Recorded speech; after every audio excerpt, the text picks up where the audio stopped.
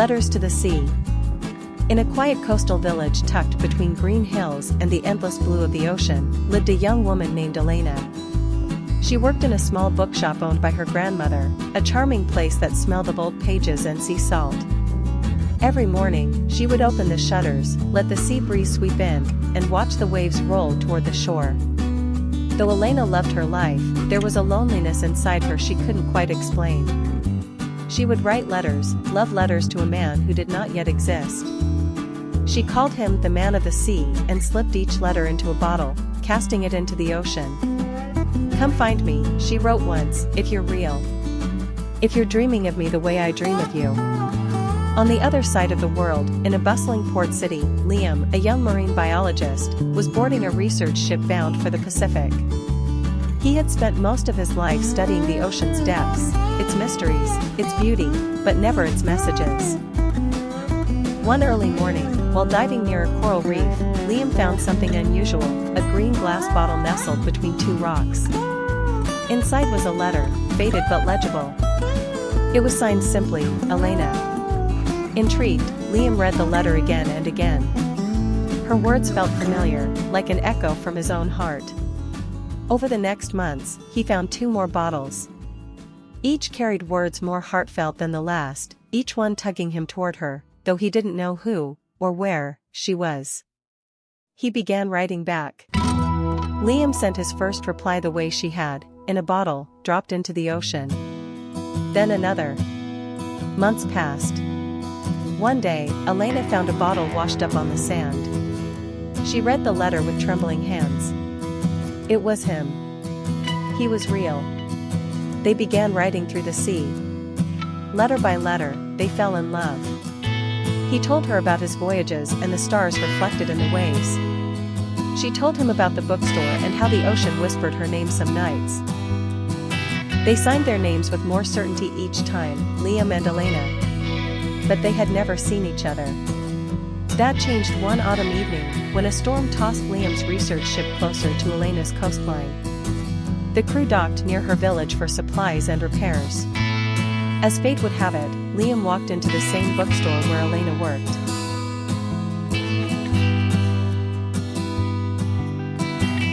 He didn't know her at first. But she knew him. There was something in his eyes, deep as the ocean, calm as the shore. She walked up to him, heart racing. "Do you believe in love letters from the sea?" she asked. He stared at her, stunned, then whispered, "Elena?" She nodded, eyes shining. They didn't need to say more. The sea had written their story, bottle by bottle, wave by wave. Epilogue. Elena and Liam now live in the village together, where the bookshop still opens each morning to the scent of the sea. On the windowsill rest 2 glass bottles, one old, one new, filled with the letters that brought them together. And every now and then, they toss another into the ocean, in hopes that someone else will find love in the tide.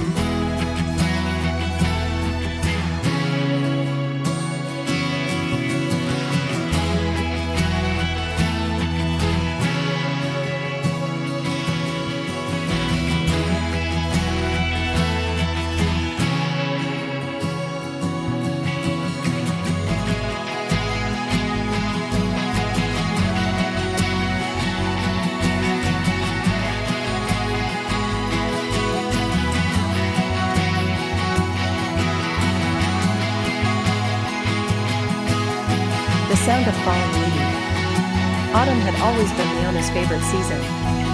The scent of cinnamon and wood smoke, the warm golden hue of the sun, and the sound of falling leaves whispered to her like a secret melody. Every day, she walked through the old park near her university, notebook in hand, sketching stories about strangers she saw. She never imagined one of those strangers would rewrite the story of her own heart. It was on a quiet Thursday afternoon when she first saw him, sitting beneath a sycamore tree, a cello cradled in his arms.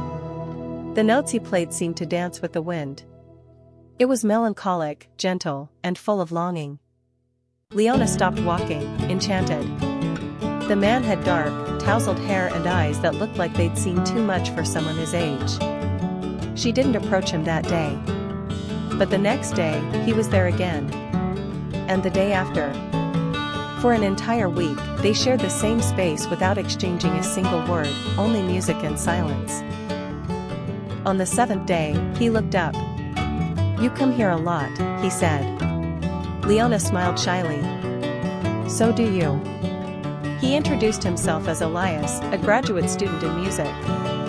He played the cello when words weren't enough. That day, they talked for hours about music, books, and the small tragedies that made them who they were. They met again the next day, and the next.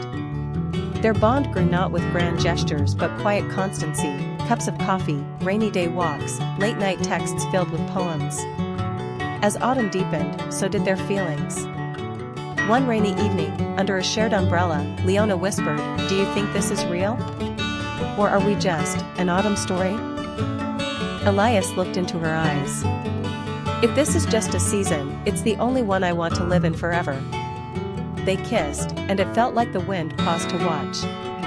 But life, as always, is never still.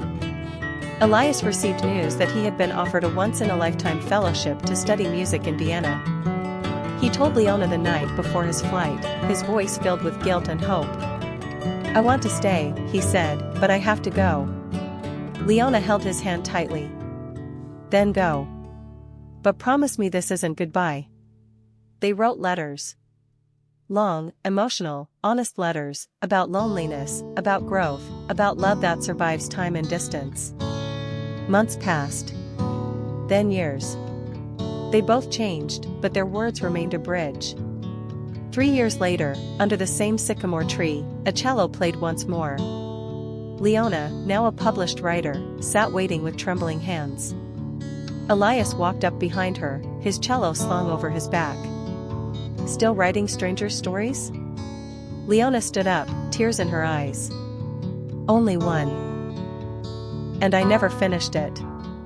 He took her hands in his. "Then let's write the rest together." And as the leaves began to fall once again, they knew this time, autumn wasn't the end. It was the beginning.